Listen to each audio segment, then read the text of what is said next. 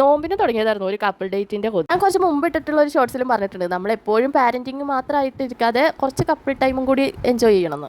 അറിയാലോ, നോമ്പൊക്കെ തുറന്നു കഴിഞ്ഞാൽ കട്ടിലിൻ്റെ ഏതെങ്കിലും സൈഡിൽ ചുരുണ്ട് കൂടാന്നല്ലാതെ പുറത്തേക്ക് ഇറങ്ങാനുള്ള മൂടേ ഉണ്ടാവില്ല. എങ്കിൽ പിന്നെ ഇന്ന് തന്നെ ആക്കാമെന്ന് വിചാരിച്ചു. കപ്പിൾ ഡേറ്റ് എന്ന് പറയുമ്പോൾ ഞങ്ങൾക്ക് 3 മക്കളുണ്ടെന്ന് അറിയാലോ, അവർ 3 സൈഡായതിനു ശേഷം മാത്രമേ ഞങ്ങൾക്ക് ഇറങ്ങാൻ പറ്റുള്ളൂ.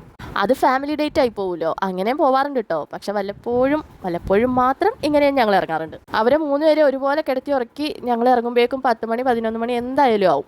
ആ ഒരു ടൈമിൽ മൂവാറ്റുപുഴ സ്റ്റേഡിയത്തിലല്ലാതെ വേറെ എവിടെയും ഓപ്പൺ ആയിട്ടുണ്ടാവില്ല. ഒരു 8 മണിയൊക്കെ ആയപ്പോഴേക്കും ഞങ്ങൾ ഡിന്നർ കഴിച്ചായിരുന്നു. അതുകൊണ്ട് തന്നെ അധികം വിശപ്പില്ല. ഇക്കാക്ക് ഒന്നും വേണ്ടെന്നാണ് പറഞ്ഞത്. പിന്നെ ഒരു ലൈം മാത്രം പറഞ്ഞു. ഞാനൊരു ഷവർമ്മ, കുറേ മെനു നോക്കിയതിന് ശേഷം ഒരു ഹോൾ മീറ്റ് പറഞ്ഞു. അതെപ്പോഴും അങ്ങനെ തന്നെയായിട്ട് സംഭവിക്കാറ്. എന്താണെന്നറിയില്ല, ഇവിടുത്തെ ഹോൾ മീറ്റ് അതെനിക്ക് ഭയങ്കര ഇഷ്ടമായി. ഇപ്പം ഞാൻ ഇക്കാക്കാനോട് പറയുന്നത് ഷെയർ ചെയ്യൂല നോക്കിയാൽ കേട്ടോ.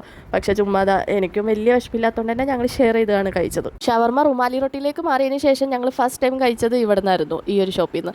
അടിപൊളി ടേസ്റ്റായിരുന്നു. അന്ന് ഞങ്ങൾക്ക് ഭയങ്കര ഇഷ്ടമായി റുമാലി. അന്ന് പേരൊന്നും അറിയില്ലായിരുന്നു, എങ്കിലും ആ ഒരു റൊട്ടിയൊക്കെ ഭയങ്കര ഇഷ്ടമായിരുന്നു. പണ്ട് കുബൂസിൽ നമ്മൾ ഷവർമ്മ കഴിച്ചുകൊണ്ടിരുന്നത് ഇപ്പോൾ ആലോചിക്കുമ്പോൾ എന്തോ പോലെ, ആലോചിക്കാനും കൂടി വയ്യ.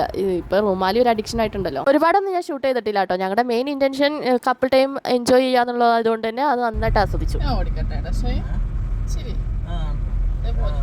അകലെ എനിക്ക് ഓടിക്കാൻ വലിയ ധൈര്യം ഇല്ലാന്നുണ്ടെങ്കിലും രാത്രി ഞങ്ങൾ ഒറ്റക്കാണെങ്കിൽ ഞാൻ ഓടിച്ചോട്ടെ ഷൈന്ന് എപ്പോഴും ചോദിക്കും. ഇല്ലാന്ന് കാക്കായും പറയും.